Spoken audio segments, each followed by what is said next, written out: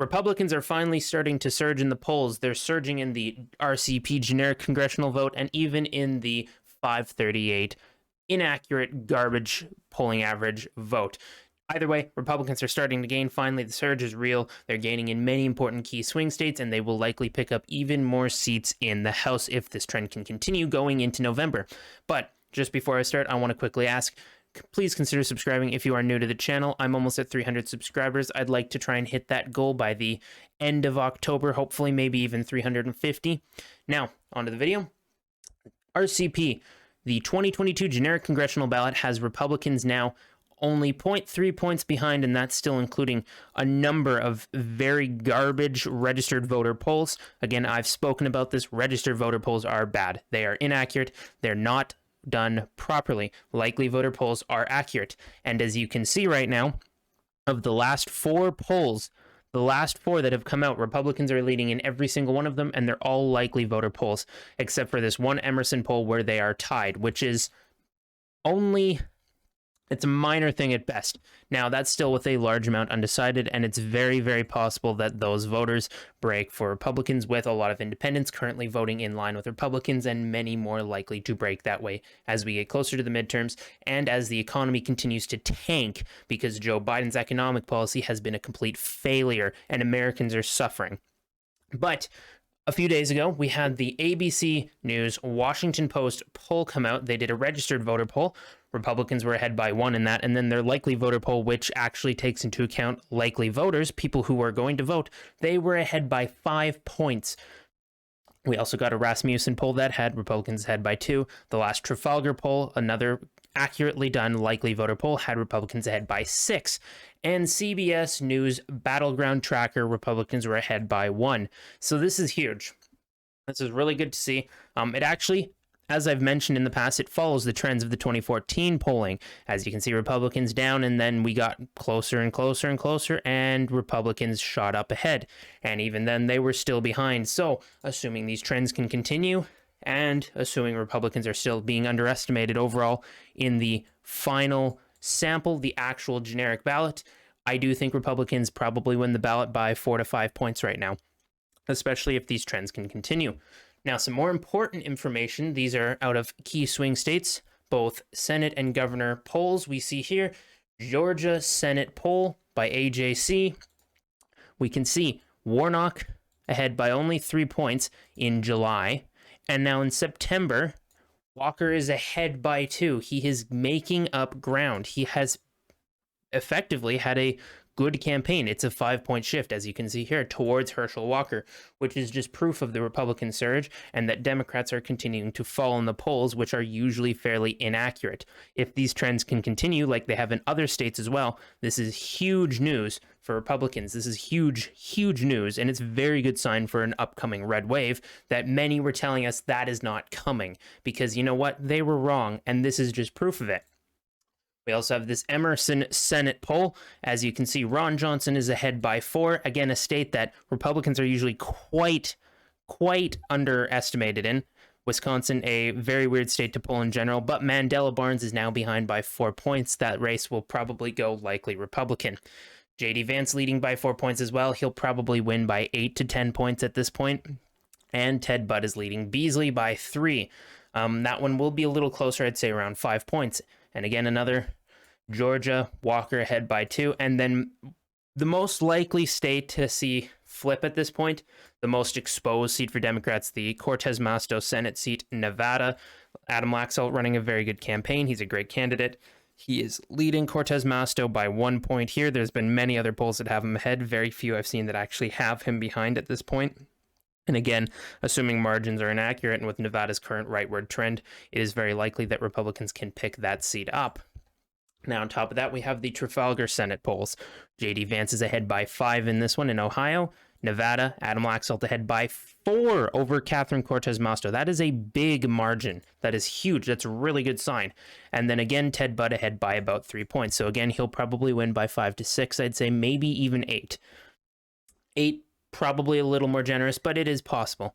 And then Warnock is ahead, behind by 1 point on Herschel Walker, which is again another important lead. So these are some very important key states. This is huge news. Trafalgar generally has been a more accurate pollster in the past. They've had some weird polls recently, but it seems like they've started to stabilize as we've gotten closer to the election, which generally I'm not surprised. That's kind of how it seems to go. And Emerson, a fairly accurate pollster as well. They were in 2016. And same I'd say for 2020, one of the more accurate ones. They're not perfect, but I am quite happy with the polling they've done in the past, and I'm seeing some fairly good results coming out of them and Trafalgar right now.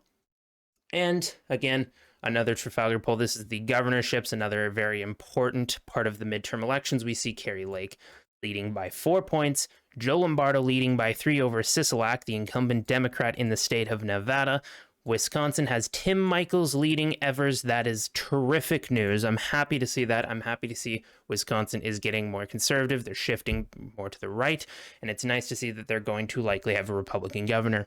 And then Pennsylvania, the state where Republicans have been, I'd say, underpolled fairly consistently, but they were much further behind compared to almost every other state. We can see Doug Mastriano is only 2 points behind, and that's despite him having almost no funding. Doug Mastriano, a terrific, terrific candidate, a great man, probably will be one of the best governors in the country, hands down, if he wins. And of course, the Republican establishment is opposing him. They're doing whatever they can to not actually support him and fund him, because they should. It's a very winnable race if he actually had funding. And despite that, he's only 2 points behind, and that's within a very, very, very close margin of error. Now, again, I think in the end, Doug Mastriano probably will win it, and I'm actually very hopeful he does. I do think he's going to hopefully get some funding soon. If he does, then he does definitely win the race. There's also a lot of polls that show Oz gaining, potentially even winning. He was within the margin of error in a recent poll I saw as well, which is very important. Republicans are gaining. Overall, the surge is real, as you can see. All of these polls show this is a massive trend. This is a massive shift to the right from the form of polling that we were seeing earlier on. Kind of around the mid-August area, we saw Republicans were down, but now they're starting to gain again. They're getting back in the lead in very important key states. Republicans have a very, very big field to open up here. They can very easily pick up a lot. There is a lot of open seats here. And with the current polling trends, I very much do see Republicans picking up quite a bit. Right now, Wisconsin's probably a lean flip. Pennsylvania, I'd say, is a tilt flip right now, unless Mastriano gets more funding. At this point, Arizona, I'd put likely. Nevada, I'd put in the lean. Kansas, likely. Now, Oregon, I've shown polls in this one in the past. I don't have any open right now, but right now I do have that in tilt Republican column with the split of the left-wing vote. Maine, unfortunately, I can't give that one to Republicans right now. New York, it's close in some polls, but I'm going to put it at likely. Now, again, Michigan could go either way. I do think Tudor Dixon will win it in a tilt margin despite some polling trends, and I do think she's going to gain the closer we get to the election. It's possible, it's very likely she can lose it, but it's also very possible she can win it. New Mexico, I do stand by my decision to put Ron Chetty as the winner. Now, there was a poll that recently came out of Colorado from Trafalgar Group.